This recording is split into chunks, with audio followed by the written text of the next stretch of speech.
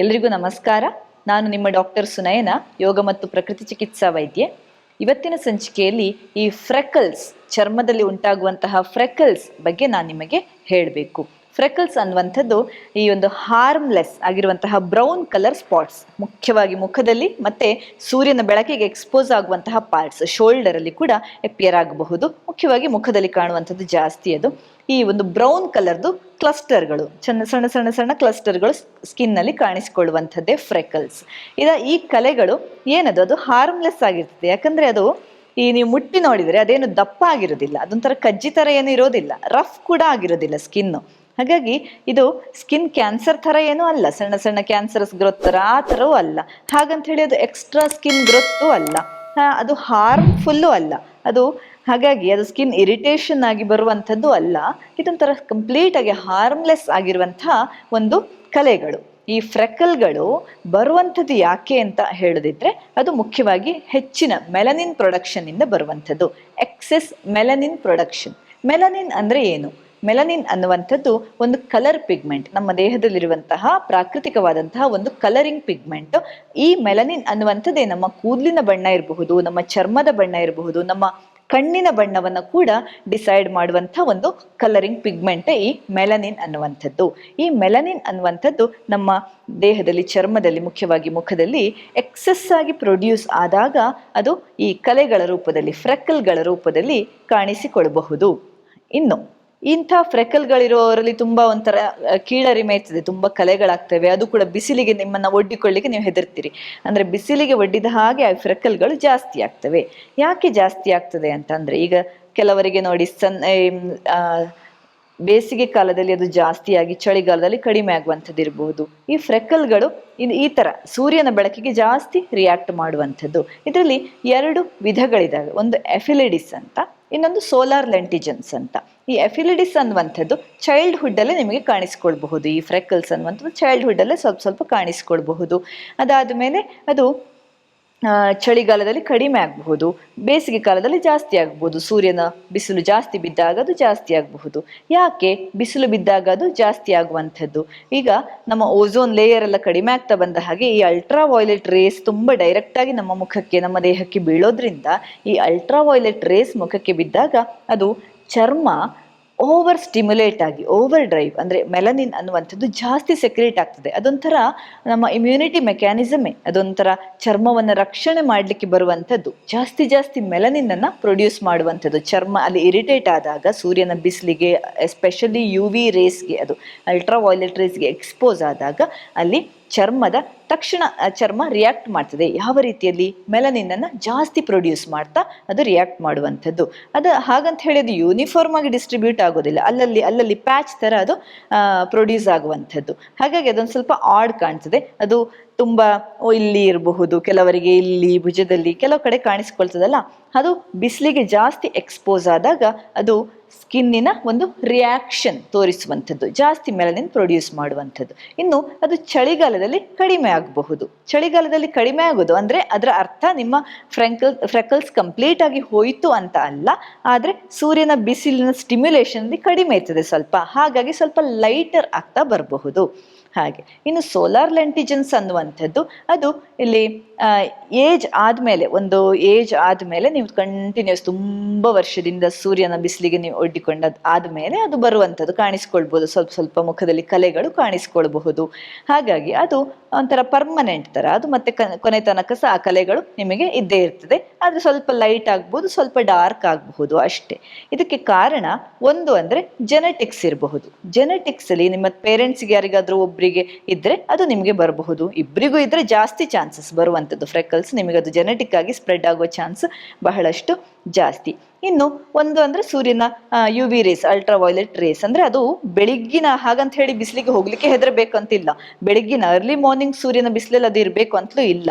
ಈ ಸೂರ್ಯ ನೆತ್ತಿಗೆ ಬಂದಾಗ, ತುಂಬಾ ಬಿಸಿಲಿದ್ದಾಗ, ಮಧ್ಯಾಹ್ನದ ಹೊತ್ತಿಗೆ ಎಲ್ಲ ನೀವು ಹೊರಗೆ ಹೋದಾಗ ಇದು ಅಲ್ಟ್ರಾ ವೈಲೆಟ್ ರೇಸ್ಗೆ ಎಕ್ಸ್ಪೋಸ್ ಆಗುವಂತಹ ಚಾನ್ಸ್ ಜಾಸ್ತಿ ಅಲ್ಲ. ಹಾಗಾಗಿ ಆ ಫ್ರೆಕಲ್ಸ್ಗಳು ಜಾಸ್ತಿ ಕಾಣಿಸ್ಕೊಳ್ಬಹುದು. ಒಂದು ಜೆನೆಟಿಕ್ ಫ್ಯಾಕ್ಟರ್ ಆಯಿತು. ಆಮೇಲೆ ಇದರಲ್ಲಿ ಕೂಡ ಯು ಮೆಲನಿನ್, ಡಿ ಮೆಲನಿನ್ ಅಂತ ಎರಡು ರೀತಿಯದ್ದಿದೆ. ಈ ಯು ಮೆಲನಿನ್ ಅಲ್ಲಿ ಆದ್ರೆ ಸ್ವಲ್ಪ ಡಾರ್ಕ್ ಬ್ರೌನ್ ಸ್ಪಾಟ್ಸ್ ಕಾಣಿಸ್ಕೊಳ್ಬಹುದು. ಇನ್ನೊಂದು ಮೆಲನಿನ್ ಅಲ್ಲಿ ಆದ್ರೆ, ಇನ್ನೊಂದು ರೀತಿಯದ್ದಾದ್ರೆ ಅಲ್ಲಿ ಸ್ವಲ್ಪ ಯೆಲ್ಲೋ ಅಥವಾ ರೆಡ್ ಕಲರ್ ಸ್ಪಾಟ್ಸ್ ಕಾಣಿಸ್ಕೊಳ್ಬಹುದು. ಹಾಗೆ ವೆರೈಟಿ ಇದಾವೆ ಫ್ರೆಕಲ್ಸ್ ಅಲ್ಲಿ ಕೂಡ, ಆದ್ರೆ ಅದು ಏನು ತುಂಬಾ ಹಾರ್ಮ್ ಮಾಡುವಂತಹ ಸಮಸ್ಯೆ ಏನು ಅಲ್ಲ. ಇನ್ನು ನೀವು ಆರ್ಟಿಫಿಷಿಯಲ್ ಆಗಿ ಯು ವಿ ರೇಸ್ಗೆ ನೀವು ಎಕ್ಸ್ಪೋಸ್ ಆದರೆ, ಈ ಆರ್ಟಿಫಿಷಿಯಲ್ ಆಗಿ ಯು ವಿ ರೇಸ್ ಅಂದರೆ ಸೋಲಾರ್ ಟ್ಯಾನಿಂಗ್ ಬೆಡ್ಸ್ ಇರಬಹುದು, ಸೋಲಾರ್ ಲ್ಯಾಂಪ್ಸ್ ಇರಬಹುದು, ಮತ್ತು ಕೆಲವೆಲ್ಲ ಮೆಡಿಕಲ್ ಎಕ್ವಿಪ್ಮೆಂಟ್ಸ್ ಅಲ್ಲಿ ಲೈಟ್ಸ್ ಎಲ್ಲ ಇದ್ರೆ ಅದು ಕೂಡ ಅಲ್ಟ್ರಾ ವೈಲೆಟ್ ರೇಸ್ ಅನ್ನ, ಅದರಲ್ಲೂ ಕೂಡ ಅಲ್ಟ್ರಾ ವೈಲೆಟ್ ರೇಸ್ ಸಣ್ಣದಾಗಿ ಎಮಿಟ್ ಆಗ್ತಾ ಇರಬಹುದು. ಅದಕ್ಕೆ ನೀವು ಎಕ್ಸ್ಪೋಸ್ ಆದರೆ ಕೂಡ ಕೆಲವೊಂದ್ಸಲ ಈ ಫ್ರೆಕಲ್ಸ್ ನಿಮಗೆ ಕಾಣಿಸ್ಕೊಳ್ಬಹುದು. ಆರ್ಟಿಫಿಷಿಯಲ್ ಆಗಿ ಕೂಡ, ಮತ್ತೆ ಕೆಲವು ಕಡೆ ಈ ಒಂದು ಡ್ರಿಲ್ ಮಾಡುವ ಮೆಷಿನ್ಗಳ ಅದರಲ್ಲಿ ಬರುವಂತಹ ರೇಸ್ಗಳು ಕೂಡ ಕೆಲವೊಂದ್ಸಲ ನಿಮಗೆ ಫ್ರೆಕಲ್ಸ್ ಅನ್ನ ತರಬಹುದು. ಹಾಗಾಗಿ ಇಂಥ ಅಲ್ಟ್ರಾ ವೈಲೆಟ್ ರೇಸ್ ಎಲ್ಲೆಲ್ಲಿ ನಿಮಗೆ ಆರ್ಟಿಫಿಷಿಯಲ್ ಆಗಿ ಕೂಡ ಇಂಡಸ್ಟ್ರಿಯಲ್ಲೆಲ್ಲ ಇರ್ತದಲ್ಲ, ಅದರಲ್ಲಿ ಕೂಡ ನಿಮಗೆ ಈ ಫ್ರೆಕಲ್ಸ್ ಸಡನ್ ಆಗಿ ಕಾಣಿಸ್ಕೊಳ್ಳೋ ಚಾನ್ಸ್ ಇರ್ತದೆ. ಇನ್ನು ಈ ಫ್ರೆಕಲ್ಸ್ಗೆ ಥೆರಪಿಗಳೇನು, ಟ್ರೀಟ್ಮೆಂಟ್ಗಳೇನು ಅಂತ ನೋಡಿದರೆ, ಅದು ಕಂಪ್ಲೀಟ್ ಆಗಿ ಗುಣಪಡಿಸಲಿಕ್ಕೆ ಸಾಧ್ಯ ಇಲ್ಲ. ಒಂದು ಅಂದರೆ ಅದು ನಿಮಗೆ ಸ್ಕಿನ್ ಲೈಟ್ನಿಂಗ್ ಟ್ರೀಟ್ಮೆಂಟ್ ಮುಂತಾದೆಲ್ಲ ಬೇಕಾದಷ್ಟು ಸಿಗಬಹುದು, ಕಾಸ್ಮೆಟಿಕ್ ಟ್ರೀಟ್ಮೆಂಟ್ ಎಲ್ಲ. ಅದೆಲ್ಲ ನಿಮ್ಮ ಸ್ಕಿನ್ನನ್ನು ಲೈಟ್ ಮಾಡ್ಬೋದು, ಆ ಕಲೆಯನ್ನು ಕಡಿಮೆ ಮಾಡಬಹುದು, ಡಲ್ ಕಾಣಿಸೋ ಹಾಗೆ ಮಾಡಬಹುದು ಅಂದರೆ ಆ ಕಲೆಗಳು. ಆದರೆ ಕಂಪ್ಲೀಟ್ ಆಗಿ ರಿಮೂವ್ ಮಾಡ್ಲಿಕ್ಕೆ ಸಾಧ್ಯ ಇಲ್ಲ, ಮುಖ್ಯವಾಗಿ ಜೆನೆಟಿಕ್ ಫ್ಯಾಕ್ಟರ್ ಇದ್ದವರಲ್ಲಿ. ಯಾಕಂದರೆ ಬ್ಲೂ ಪ್ರಿಂಟಲ್ಲಿ DNA ಎಲ್ಲ ಇದೆ ನಿಮ್ಮದು, ಹಾಗಾಗಿ ಆ ಬ್ಲೂ ಪ್ರಿಂಟನ್ನು ಕಂಪ್ಲೀಟ್ ಆಗಿ ತೆಗಿಲಿಕ್ಕೆ ಸಾಧ್ಯ ಇಲ್ಲ. ಎಷ್ಟಾದರೂ ಸೂಪರ್ಫಿಷಿಯಲ್ ಆಗಿ ನೀವು ಏನಾದರೂ ಮಾಡ್ಕೊಳ್ಬಹುದು, ಟೆಂಪ್ರರಿಯಾಗಿ ಅದು ಕೂಡ. ಹಾಗಾಗಿ ಏನೋ ನೀವು ಟ್ರೀಟ್ಮೆಂಟ್ ತಗೊಂಡ್ರೆ ಕೂಡ ಅಲ್ಲಿ ಆ ಜೆನೆಟಿಕ್ಸನ್ನು ನೀವು ಚೇಂಜ್ ಮಾಡಲಿಕ್ಕೆ ಸಾಧ್ಯ ಇಲ್ಲ. ಹಾಗಾಗಿ ಆದರೆ ಈ ಒಂದು ಕೆಲವು ನ್ಯಾಚುರಲ್ ಟ್ರೀಟ್ಮೆಂಟ್ಸನ್ನು ನೀವು ತಗೊಳ್ಳೋದ್ರಿಂದ ಇಂಥ ಫ್ರೆಕಲ್ಸನ್ನು ಸ್ವಲ್ಪ ಲೈಟರ್ ಮಾಡ್ಬೋದು, ಚರ್ಮಕ್ಕೆ ಹಾನಿ ಇಲ್ಲದೆ. ಯಾಕಂದರೆ ಈಗ ಸನ್ಸ್ಕ್ರೀನ್ ಅನ್ನುವಂಥದ್ದು ಹೈ ಡಿಮಾಂಡಲ್ಲಿರೋದೇ ಇಂಥ ಪ್ರಾಬ್ಲಮ್ಗಳಿಗಾಗಿ. ಸನ್ಸ್ಕ್ರೀನ್ ಹಾಕೋದ್ರಿಂದ ಅಲ್ಲಿ ನಿಮಗೆ ಫ್ರೆಕಲ್ಸ್ಗಳು ಕಾಣಲಿಕ್ಕಿಲ್ಲ, ಅಂದರೆ ಫ್ರೆಕಲ್ಗಳು ಉತ್ಪತ್ತಿ ಆಗೋದಿಲ್ಲ ಅಂತ. ಅದೊಂಥರ ಬ್ಯಾರಿಯರ್ ಥರ ಕೆಲಸ ಮಾಡ್ತದೆ ಚರ್ಮಕ್ಕೆ ಅಂತ. ಅದರ ಬಗ್ಗೆ ನಾನು ಮುಂದೆ ಮಾತಾಡ್ತೇನೆ, ಸನ್ಸ್ಕ್ರೀನ್ ಬಗ್ಗೆ. ಈ ನ್ಯಾಚುರಲ್ ಆಗಿ ನೀವು ಏನೇನು ಯೂಸ್ ಮಾಡಬಹುದು ಅಂದರೆ, ಒಂದು ಅಂದರೆ ಹನಿ, ಜೇನುತುಪ್ಪ ಮತ್ತೆ ಅದನ್ನು ಮೊಸರಿನ ಜೊತೆ ಕಲಸಿ ಮುಖಕ್ಕೆ ಪ್ಯಾಕ್ ಮಾಡಿಕೊಂಡು ಒಂದು 20 ನಿಮಿಷ ಬಿಟ್ಟು ತೊಳ್ಕೊಳ್ಳೋದ್ರಿಂದ ಅದು ಎನ್ಸೈಮ್ಯಾಟಿಕ್ ಎಕ್ಸ್ಫೋಲಿಯೇಷನ್ ಅಂತ, ಅದು ಎನ್ಸೈಮ್ ಲೆವೆಲಿಂದ ಅದನ್ನು ಸ್ವಚ್ಛ ಮಾಡಿಬಿಡ್ತದೆ ಮುಖವನ್ನು, ಈ ಫ್ರೆಕಲ್ಸನ್ನು ಕಡಿಮೆ ಮಾಡ್ತಾ ಬರ್ತದೆ ಅಂತ ಹೇಳ್ತಾರೆ. ಇನ್ನು ನಮ್ಮ ಅರಿಶಿನ ಪೌಡರ್ ಇದೆ ಅಲ್ಲ, ಅರಿಶಿನ ಅಂದರೆ ಟರ್ಮರಿಕ್ ಪೌಡರ್, ಅದನ್ನು ಕೂಡ ನೀವು ಮೊಸರಲ್ಲಿ ಮಿಕ್ಸ್ ಮಾಡಿ ಅದನ್ನು ಮುಖಕ್ಕೆ ಪ್ಯಾಕ್ ಮಾಡಿಕೊಂಡು 20 ನಿಮಿಷ ಬಿಟ್ಟು ಆಮೇಲೆ ತೊಳ್ಕೊಂಡ್ರೆ ಅದರಲ್ಲಿ ಕೂಡ ಈ ಕರ್ಕ್ಯುಮಿನ್ ಅನ್ನುವಂತಹ ಏಜೆಂಟ್ ಏನಿದೆ ಅರಿಶಿಣದಲ್ಲಿರೋದು, ಅದು ಈ ಒಂದು ಮೆಲನಿನ್ ಪಿಗ್ಮೆಂಟ್ ಪ್ರೊಡ್ಯೂಸ್ ಆಗೋದನ್ನು ತಡೀತದೆ, ಕಡಿಮೆ ಮಾಡ್ತದೆ, ಚರ್ಮವನ್ನು ಬಿಳಿ ಮಾಡ್ತದೆ ಅನ್ನುವಂಥ ಒಂದು ಮಾತಿದೆ. ಹಾಗಾಗಿ ಅದು ಕೂಡ ನಿಮಗೆ ಸಹಕಾರಿ ಆಗಬಹುದು. ಇನ್ನು ಲೆಮನ್ ಜ್ಯೂಸ್ ಮತ್ತು ಹನಿ, ಅದೆರಡನ್ನು ಮಿಕ್ಸ್ ಮಾಡಿ ಮುಖಕ್ಕೆ ಲೇಪಿಸಿಕೊಳ್ಳೋದು ಕೂಡ ಬಹಳಷ್ಟು ಸಹಕಾರಿಯಾಗ್ತದೆ. ವಿಟಮಿನ್ ಸಿ ರಿಚ್ ಇರೋದ್ರಿಂದ ಅಲ್ಲಿ ಈ ಮೆಲನಿನ್ ಅತಿಯಾಗಿ ಪ್ರೊಡ್ಯೂಸ್ ಆಗೋದನ್ನು ಅದು ತಡೆಯುತ್ತದೆ. ಹಾಗೆ ಅಲೋವೆರಾದಲ್ಲಿರುವಂತಹ ಅಲಾಯಿನ್ ಕೂಡ ಸ್ಕಿನ್ನನ್ನು ರಿಲ್ಯಾಕ್ಸ್ ಮಾಡಿ ಅಲ್ಲಿ ಮೆಲನಿನ್ ಪ್ರೊಡಕ್ಷನ್ ಅನ್ನು ತಡೆದು ಲೈಟ್ ಮಾಡ್ತದೆ, ಅದರಲ್ಲಿ ಮುಖದಲ್ಲಿರುವಂತಹ ಫ್ರೆಕಲ್ಸನ್ನು ಲೈಟ್ ಮಾಡ್ತದೆ. ಅದನ್ನು ಕೂಡ ಪ್ಯಾಕ್ ಹಾಕ್ಕೊಂಡು ಅಲೋವೆರಾವನ್ನು ಅದರ ಒಂದು ಆ ಲೋಳೆಯನ್ನು ತೆಗೆದು ಮುಖಕ್ಕೆ ಹಚ್ಚಿಕೊಂಡು ಚೆನ್ನಾಗಿ ಮಸಾಜ್ ಮಾಡಿ 20 ನಿಮಿಷ ಬಿಟ್ಟು ತೊಳಿಬಹುದು. ಇಂಥ ಯಾವುದೇ ಟ್ರೀಟ್ಮೆಂಟ್ ನಾನು ಹೇಳಿದ್ದನ್ನು, ಈವನ್ ಗ್ರೀನ್ ಟೀ ಎಕ್ಸ್ಟ್ರಾಕ್ಟ್ ಅಥವಾ ಗ್ರೀನ್ ಟೀಯನ್ನು ಮಾಡಿಕೊಂಡು ಕಾಟನಲ್ಲಿ ಅದ್ದಿಕೊಂಡು ಮುಖಕ್ಕೆ ಚೆನ್ನಾಗಿ ಲೇಪಿಸೋದ್ರಿಂದ ಅದರಲ್ಲಿರುವಂತಹ ಆ್ಯಂಟಿ ಆಕ್ಸಿಡೆಂಟ್ ಪ್ರಾಪರ್ಟಿ ಕೂಡ ನಮ್ಮ ಚರ್ಮದಲ್ಲಿ ಬೇಡದ ಕಲೆಗಳನ್ನೆಲ್ಲ ತೆಗೆಯುವಂತಹ ಪ್ರಾಪರ್ಟಿ ಹೊಂದಿದೆ.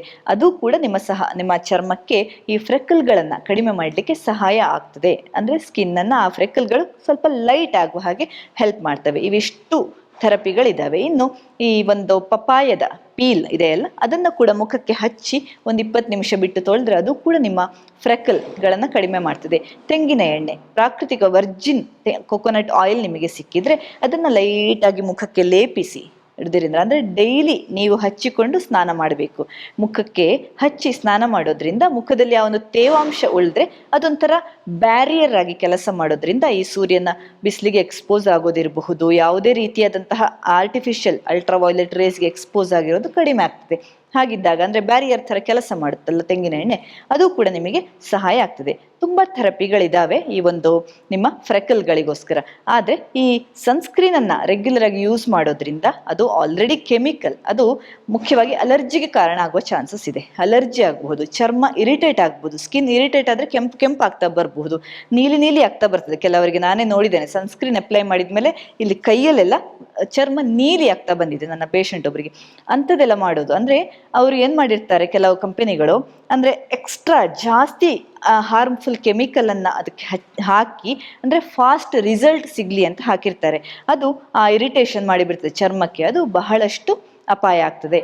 ಅದು ಅಲ್ಲದೆ ಈ ಚರ್ಮ ಬರೀ ಚರ್ಮಕ್ಕೆ ಅಪ್ಲೈ ಮಾಡೋದು, ಓರಲ್ಲಿ ತಗೊಳ್ಳೋದಿಲ್ಲ, ಅದು ಸರಿ, ಆದರೆ ಚರ್ಮ ಕೂಡ ಅಬ್ಸಾರ್ಬ್ ಮಾಡಿಕೊಳ್ತದೆ. ಅಬ್ಸಾರ್ಬ್ ಆಗಿ ಅದು ರಕ್ತದಲ್ಲಿ ಹರಿಯುತ್ತದೆ ಕೂಡ ಸಣ್ಣ ಪ್ರಮಾಣದಲ್ಲಿ. ಅದೇ ಸಾಕು, ಆ ಕಾಸ್ಮೆಟಿಕ್ ರಕ್ತದಲ್ಲಿ ಹರಿಯೋದ್ರಿಂದ ಅಲ್ಲಿ ಹಾರ್ಮೋನಲ್ ಡಿಸ್ರಪ್ಷನ್ ಕೂಡ, ಮುಖ್ಯವಾಗಿ ಲೇಡೀಸ್ಗೆ ಹಾರ್ಮೋನಲ್ ಇಂಬ್ಯಾಲೆನ್ಸ್ ಆಗೋ ಚಾನ್ಸ್ ಇದೆ. ತುಂಬ ಜನರಿಗೆ ಸಣ್ಣ ಏಜಲ್ಲಿ PCOD ಬರುವಂಥದ್ದು, 20-25 ವರ್ಷದಲ್ಲೇ PCOD ಅಂತೆ, ಇರೆಗ್ಯುಲರ್ ಪೀರಿಯಡ್ಸ್ ಅಂತೆ. ಇನ್ನು ಕೆಲವರಿಗೆ ಮದುವೆ ಆದವರು ತುಂಬ ಜನ ಬಂದು ಹೇಳ್ತಾರೆ ಇನ್ಫರ್ಟಿಲಿಟಿ ಪ್ರಾಬ್ಲಮ್ ಇದೆ, ಅನ್ಎಕ್ಸ್ಪ್ಲೇನ್ಡ್ ಇನ್ಫರ್ಟಿಲಿಟಿ ಅಂತ.